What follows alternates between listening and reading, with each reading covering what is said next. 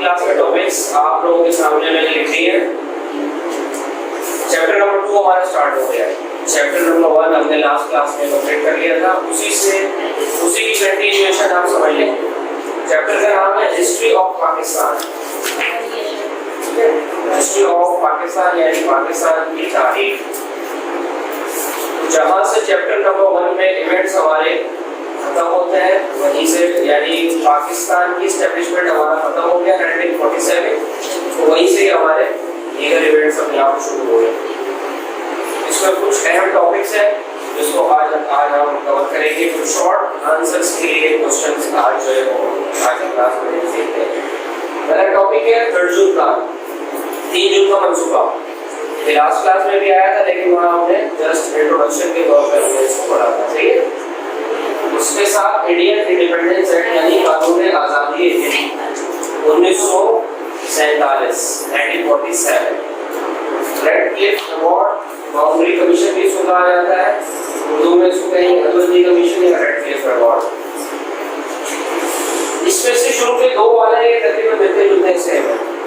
इन दोनों में से एक आता है शॉर्ट, और कभी कभी जवाना भी बाउंड्री कमीशन के नाम से बहुत कम शायद नाम आता है, लेकिन ये के ऊपर के 2 वाले जो टॉपिक्स हैं वो वाले इंपॉर्टेंट रहेंगे। पेज नंबर 31 पर आपको ये मिल जाएंगे। इंग्लिश की जो बुक है उसका पेज नंबर 31 है, बाकी उर्दू में आप देख लें। स्टार्टिंग में 1-2 पेज के बाद आपको ये जो पॉइंट्स नजर आएंगे 1 2 3 4 5 6 7 8 9, ये पॉइंट्स जो है ये हमारे हैं 3 जून का पॉइंट्स। पहला पॉइंट क्या है? British India will be divided into 2 parts, Pakistan and India. 3 जून को जो मंसूबा बनाया था लॉर्ड माउंटबेटन ने, तो जिस मंसूबे का ऐलान ऑल इंडिया रेडियो के ऊपर भी किया था, उसमें ये फैसला किया था कि हिंदुस्तान को अब 2 मुल्कों में तकसीम कर दिया जाएगा और ये 2 आज़ाद ममालिक होंगे।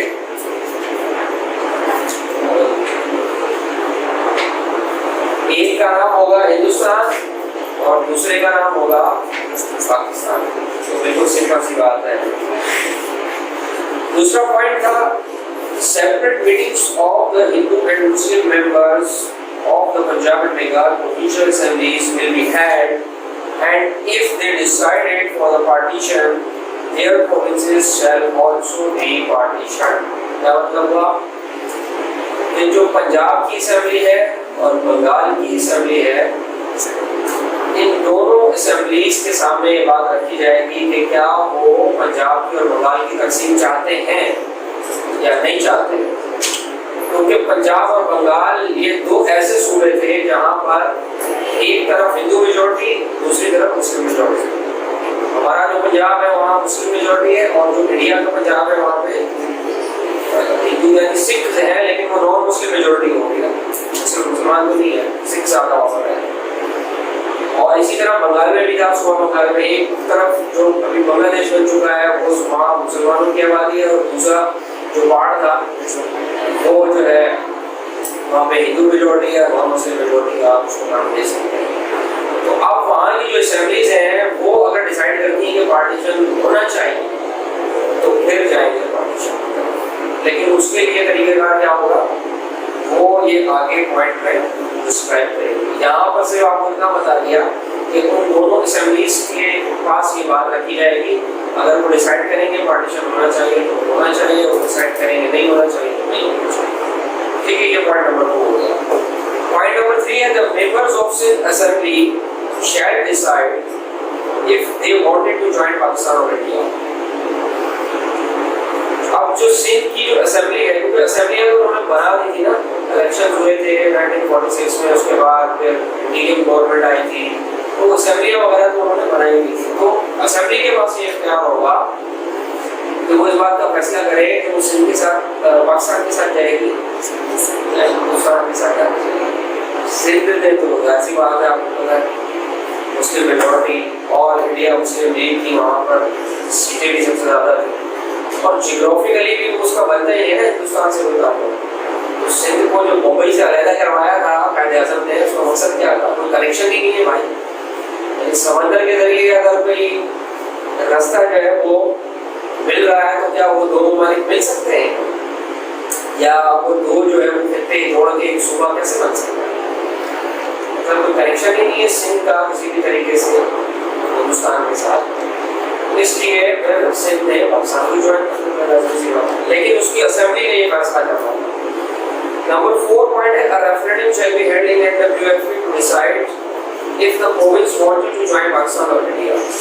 NWFP में क्या होगा?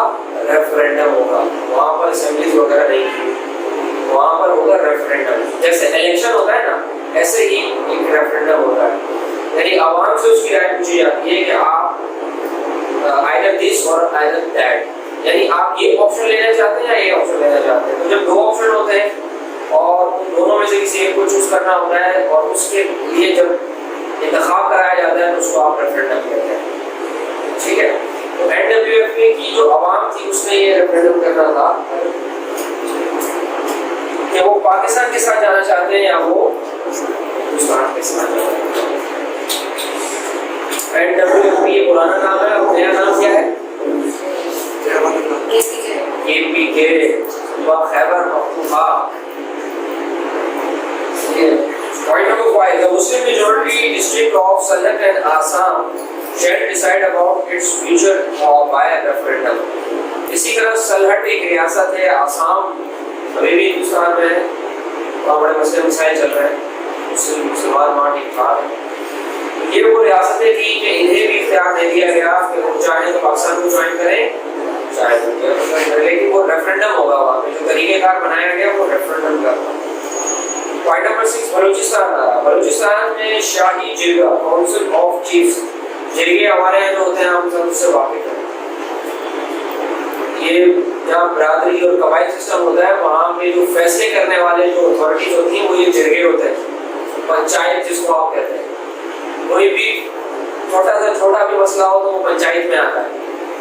वहाँ फिर जिस तरह अदालत में गवाह आते हैं और सुना जाता है, फैसला होता है, ऐसे ही वहाँ पर तो वो जो जिरगे में जो भी चीफ्स हैं या जो बड़े हैं वहाँ के उनकी बरादरी के, वो इस बात के मजाज होते हैं कि वो अपना फैसला दें कि वो इंडिया को ज्वाइन करें या पाकिस्तान को ज्वाइन करें। 7, इन केस अब वो बात आ रही है पॉइंट नंबर 2 में, पंजाब और बंगाल की तकसीम में जो पॉइंट आपको दिया था वहीं से अब कंटिन्यू होगा। In case the partition of Bengal and Punjab is decided, then a boundary commission shall be appointed to draw the actual boundary। अब अगर उन्होंने फैसला कर लिया कि हाँ जी तकसीम करनी है पंजाब की भी और बंगाल की भी, तो कैसे तकसीम होगी? तो भाई ऐसी बात है, लाइन खींची जाएगी ना। तकसीम तो ऐसी होती है ना, पेज को आप जैसे फाड़ दे तो तकसीम होता है, तो लाइन खींचनी पड़ेगी, बाउंड्री बनानी पड़ेगी, तो वो जो बाउंड्री बनेगी तो उसका एक कमीशन बनाया जाएगा।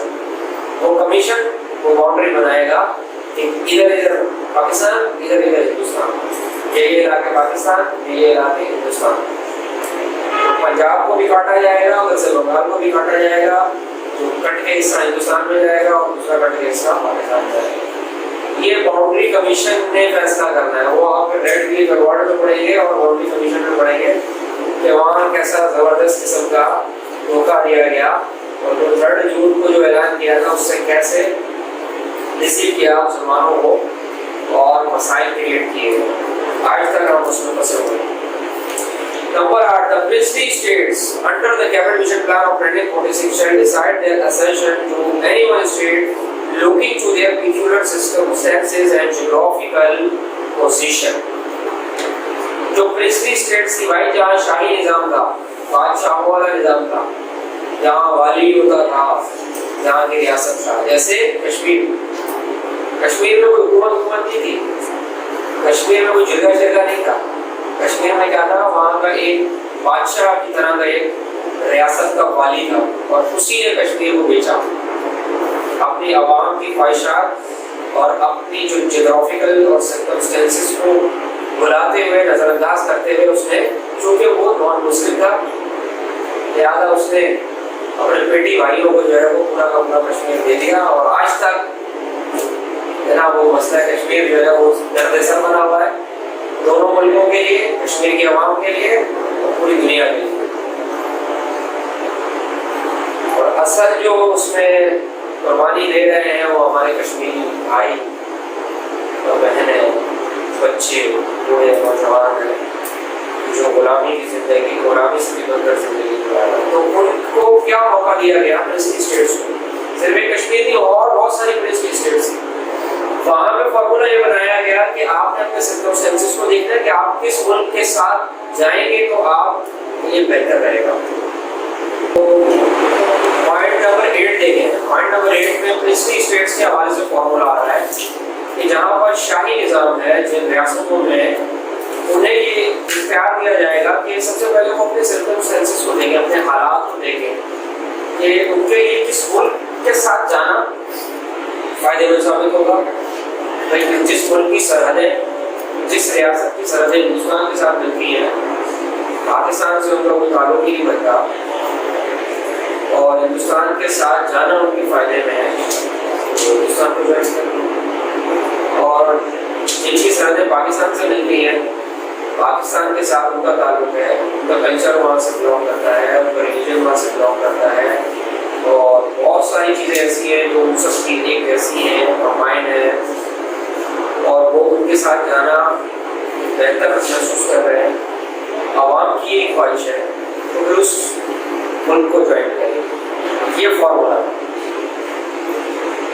अब आप आगे इनिशियल प्रॉब्लम्स में जब असेशन ऑफ स्टेट्स पढ़ेंगे, रियासतों के लाभ में मसाइल, उसके अंदर आएगा ये डिटेल कि कौन कौन सी रियासतें भी ज़बरदस्ती कब्जा किया गया, हालांकि वो पाकिस्तान के साथ उनकी ज्वाइनिंग करती थी रूल के मुताबिक। तो हर जगह रूल्स को वायलेट किया गया, अपने लिए वो जो रूल बनाया उसको दूसरी जगह वायलेट कर दिया। हर रूल को उन्होंने अपने लिए, इंडिया ने, हिंदुस्तान ने अपनी ज़बरदस्ती का कब्जा करने के लिए उसने तमाम रूल्स को वायलेट किया। ये आप पढ़ेंगे आगे sessions of the states, initial problems. Point number 9 देखिए, the British government intended to hand over power to British before June 1948। जून 1948 से पहले वो सारी पावर, सारा इख्तियार जो हिंदुस्तानी है, जिसमें पाकिस्तान और हिंदुस्तान है, उनको दे के यहाँ से रफू चक्कर होने का उन्होंने ऐलान कर दिया है, हम चले जाए जून 1948 तक। ठीक है, ये उनका एक थर्ड जून प्लान के कुछ इम्पोर्टेंट पॉइंट्स थे। इसमें से आप अगर क्वेश्चन आता है पेपर में, what do you know about third June plan, तो आप इसमें से जो इम्पोर्टेंट पॉइंट आपको लगे 5 से 6 पॉइंट वो लिख दें, बहुत है, इनफ है। ठीक है, डिटेल में तो आता नहीं है सवाल, वरना उसकी जिम्मे में आएगा जो कल आपने लास्ट क्लास में पढ़ा था, important political events from 1940 to 1947, उसमें एक अहम जो है पॉलिटिकल इवेंट ये था, उसमें आता है। अब देखिए, ये उन्होंने 3 जून को 1947 को ये प्लान पेश किया रेडियो, और इस प्लान को उन्होंने लॉर्ड माउंटबेटन ने पहले कांग्रेस से ओके करवाया, मुस्लिम लीग से ओके करवाया, फिर रेडियो पर उसने ऐलान किया, और जब यहाँ के स्टेक होल्डर्स थे वो सब इस प्लान के ऊपर राजी हो गए, फिर ये प्लान भेजा गया जो बर्तानिया की पार्लियामेंट थी, वहाँ भेजा गया कि वहाँ से अप्रूव होगा तो उसके बाद ये इम्प्लीमेंट किया जाएगा। ठीक है, तो आप देखिए अगले पेज पे है 32 पे, July 18, 1947, the British Parliament accepted the partition plan and passed an act of the Parliament called the Indian Independence Act। अब ये प्लान जब वहाँ पेश किया गया, वहाँ जो रेजोल्यूशन पास हुई या जो कानून बना, उस कानून का नाम क्या रखा गया? Indian independence act 1947। ये सरकार तो वहीं से चल रही है ना, हुकूमत तो वहीं से चलाई जा रही थी, बर्तानिया से, लिहाजा वहाँ की पार्लियामेंट से कानून पास हुआ। और अब ये कानून के इसके साइलेंट फीचर्स क्या है देखिए। Number 1, British India shall be partitioned into 2 sovereign states.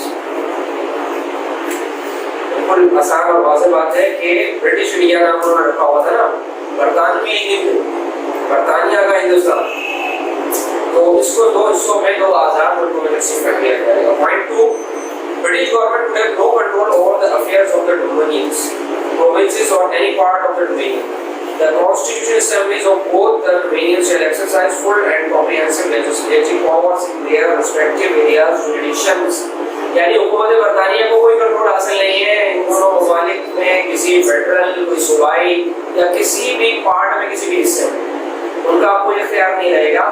जो इन ममालिक की असेंबलीज होंगी इलेक्टेड, उनको ये कानून ये इख्तियार हासिल होगा, वो जो चाहे वहाँ पे इम्प्लीमेंट करें तो नहीं होगा। Point number 3. Until a new constitution was framed for both the states, the affairs of each state shall be conducted in accordance with the provision of the Government Act of 1935 in read with the Indian Independence Act 1947. जब तक नया कानून नहीं बना लेते दोनों ममालिक, तब तक इन दोनों मुल्कों में कौन सा कानून चलेगा? 1935 का Indian act, government of India act 1935, नया कानून, ममू को छुड़ाने वाला कानून, वो चलेगा। अब क्या इस कानून में कोई तब्दीली हो सकती है? इसका मजाज है, कोई थोड़ी बहुत चेंजिंग 1935 कहाँ और कहाँ 1947 के बाद थोड़ी बहुत तो जमाना आगे गया ना, तो अगर कहीं तब्दीली करनी पड़ी तो कौन करेगा भाई? ये पॉइंट नंबर 4 है। The Governor General was given the power to modify or adapt the Government of India Act 1935 and he, as he deemed fit and necessary till March 31, 1948। ये कानून कम से कम कब तक लागू रहेगा? 1935 का 31 मार्च 1948 का, यानी तकरीबन 1 साल पहले या आजाद हो जाने के तकरीबन कुछ महीने बाद तक, मार्च 1948 तक यही कानून चलेगा 1935 वाला। लेकिन अगर कहीं कोई तब्दीली करनी है तो वो कौन कर सकता है? गवर्नर जनरल कर सकता है। उसके अलावा कोई असेंबली, कोई इलेक्टेड मेंबर, कोई प्राइम मिनिस्टर नो। इस तारीख के बाद यानी 31 मार्च के बाद 1948 के बाद फिर असेंबली के पास पावर चली जाएगी। After that day it was open to the Constituent Assembly to modify or adopt the same act। फिर आप दूसरा एक्ट ला सकते हैं, कॉन्स्टिट्यूशन बना सकते हैं, दूसरा आइन बना ले, आप कोई इशू नहीं है, कोई मुसाइला नहीं, लेकिन इससे पहले नहीं बना सकते। अब वो एक चीज मेंशन करना चाह रहे हैं यहाँ पे, it is necessary to mention here that before independence no legislature or office holder of any post was authorized to amend the Government of India Act 1935। only the British Parliament had the power to do so। आजादी से पहले किसी को इख्तियार नहीं है कि वो इस कानून के अंदर कुछ छेड़छाड़ भी करे, सिवाय हुकूमत बरतानिया। आजाद हो जाएगा तो ये पावर किसके पास चली जाएगी? गवर्नर के पास। और 31 मार्च 1948 की तारीख गुजर जाएगी तो फिर ये पावर और कहाँ चली जाएगी? कॉन्स्टिट्यूएंट असेंबली के पास आ जाएगी। चाहे तो इसमें तब्दीली करे, चाहे तो नया आइन बना ले, कोई मसला नहीं है, कोई इशू नहीं है। पाकिस्तान में पहला आइन कब बनाया गया? 86। कितने साल बाद आजादी के? 9 साल बाद। 100 सारे के साथ। तो आप पढ़ेंगे अभी आगे जाके कि क्या पढ़ के लाए उन्होंने चैप्टर नंबर 3 के अंदर कि आजाद तो करवा लिया, लेकिन उसके बाद भी जो है वो साजिशें ऐसी रही कि स्टेबल ना हो सके। Point number 5 देखिए, the British Crown shall have no right to reject the laws passed by the legislative assemblies of Pakistan and India। This power shall be exercised by the Governor General। जो crown है, जो हुकूमत बरतानिया का जो शहजादा है, तो वो उसके पास कोई पावर होगा कि वो तब्दीली कर सके? इसमें नहीं होगा, उसको भी कोई इख्तियार नहीं। हालांकि उसके इख्तियार होता है उसके पास, वो अपनी बरतानवी पार्लियामेंट के अंदर तो अपने इख्तियारात को एक्सरसाइज कर सकता है, लेकिन यहाँ नहीं कर सकता। Number 6, all agreements made between the British government and P.ST states shall lapse। शाही रियासतों के दरमियान और हुकूमत बरतानिया के दरमियान जो मुआहदे हुए हैं वो सब क्या हो जाएंगे? खत्म। Now onwards, अब से the Indian states and the new dominions shall negotiate relationship with their respective government। अब वो जिसके साथ भी अपनी असेशन कर लेंगे, हिंदुस्तान के साथ मिल गए तो कोर्ट के मामला को देखेंगे, पाकिस्तान के साथ ज्वाइन कर लिया तो पाकिस्तान के मामला देखेंगे, शाही रियासतों से भी उनका कोई ताल्लुक नहीं। Point number 7, the title of the Emperor of India was to be dropped from the royal title of the King of England। ये बरतानिया का जो बादशाह है उसके टाइटल में एक टाइटल ये भी शामिल था, एम्परर ऑफ इंडिया, हिंदुस्तान का बादशाह।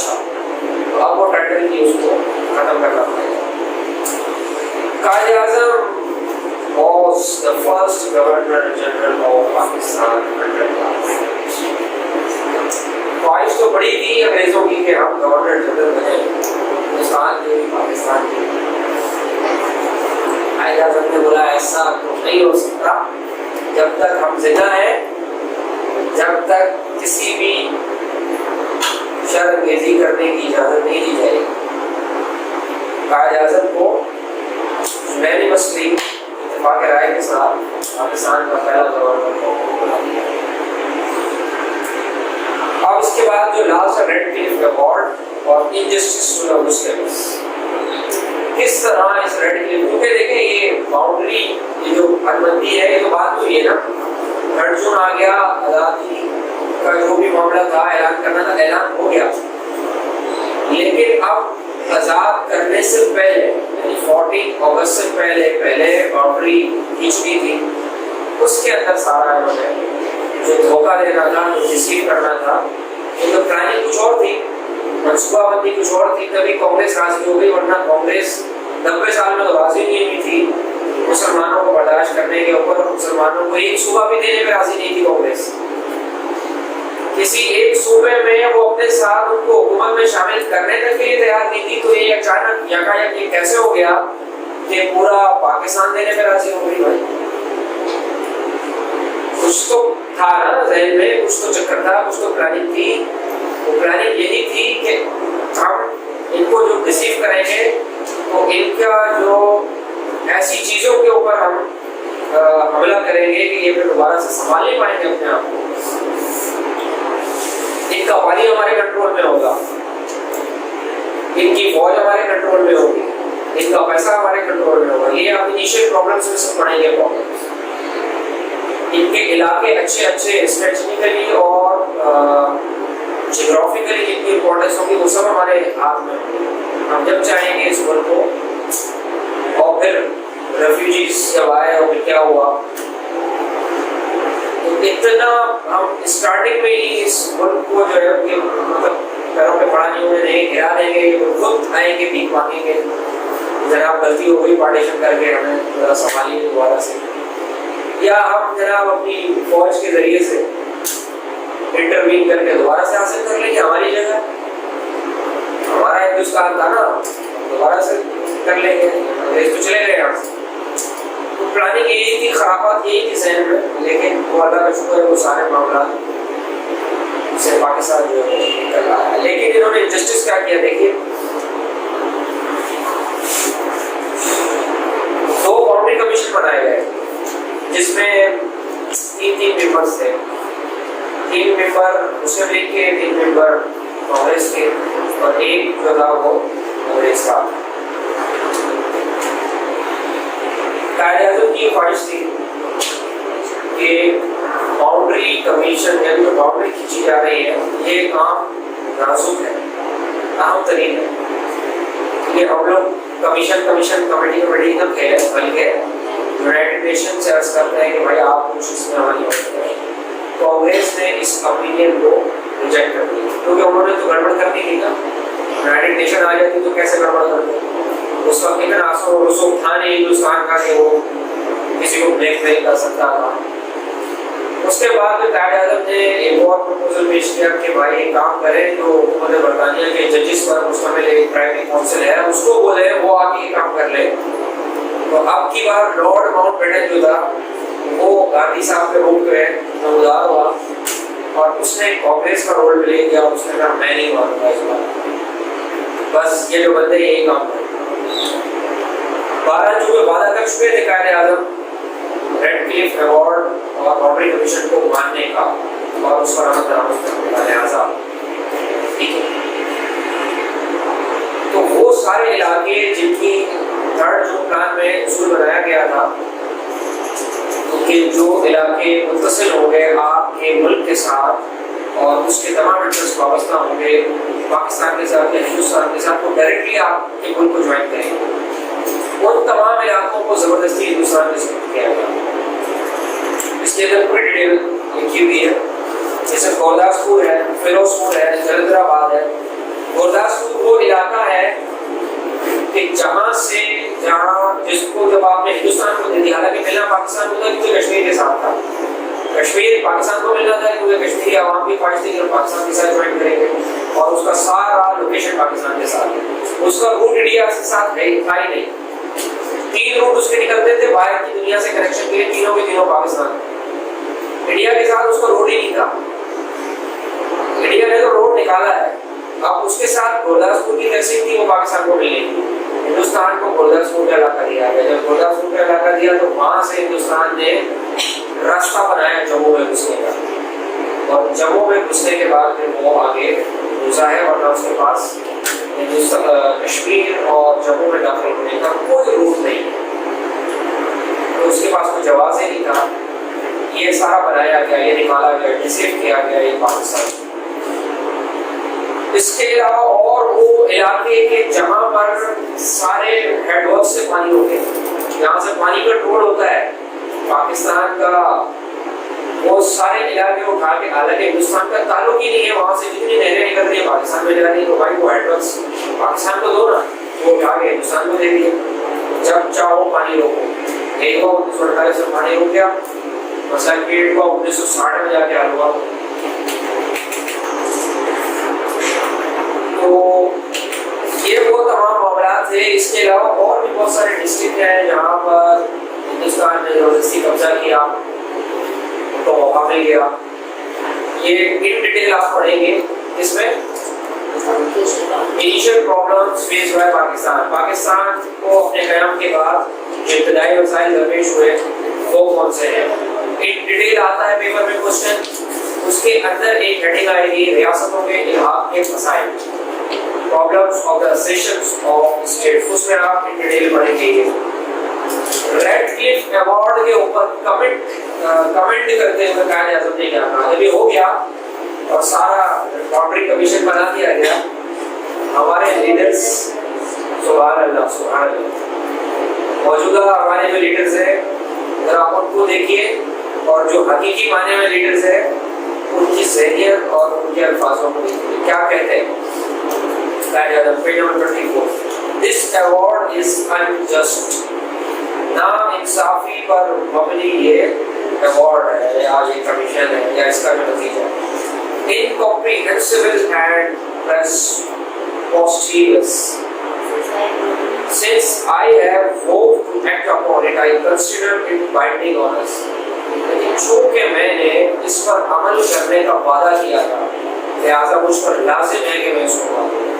हालांकि नाइंसाफी हुई है मेरे साथ, मेरे मुल्क के साथ नाइंसाफी हुई है, और उनको पता था कि आगे जाके ऐसे मसाइल क्रिएट होंगे जो नस्लें भुगतेंगी, लेकिन उसके बावजूद कहा कि जो वादा किया ना, जो जबान दी है उस पर कायम रहे।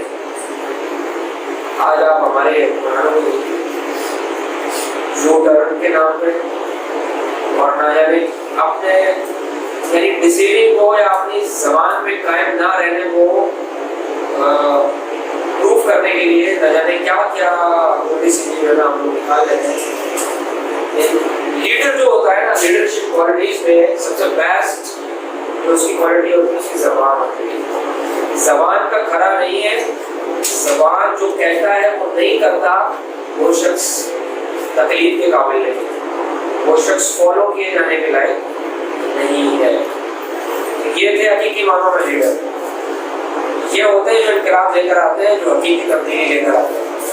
वरना तब्दीली तो बड़ा रोज हमारे माशरों में आती है और हम सब पे उसका खमियाजा भुगतते हैं ना। आज की क्लास के लिए बेटा इतना काफी है। कोई क्वेश्चन, कोई प्रॉब्लम? पेपर में ये जो क्वेश्चन है शॉर्ट में आएंगे, लॉन्ग में आएंगे? शॉर्ट में आएंगे। इन तीनों में से सबसे इम्पोर्टेंट कौन सा टॉपिक है? 3 जून। उसके पॉइंट्स आप लोगों ने अच्छे से याद कर लेने। बाकी नेक्स्ट क्लास में इंशाल्लाह हम जो इसका इम्पोर्टेंट टॉपिक है इनिशियल प्रॉब्लम्स, वो रहेगा तो 2 क्लासों में, क्योंकि बहुत बड़ा टॉपिक है, लेकिन वो हमें कवर करना है इंशाल्लाह।